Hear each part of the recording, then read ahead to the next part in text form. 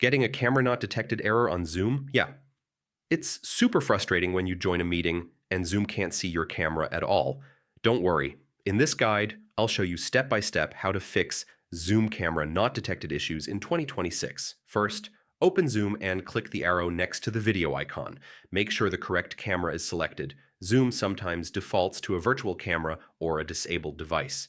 Next, open video settings and look at the preview. If it's still blank or shows no camera, try switching to another camera option and test again. If Zoom still can't detect the camera, your system might be blocking access.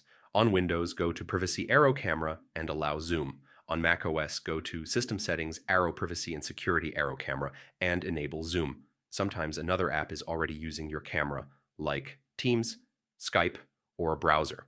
Close any apps that could be using it. Then reopen Zoom. For external webcams, make sure the cable is plugged in securely. For built-in cameras, ensure nothing is covering the lens. Yeah, it sounds basic, but it fixes a lot of cases. Make sure Zoom is up to date. Also update your camera drivers on Windows or Mac OS. Outdated drivers or software often cause the camera not detected error.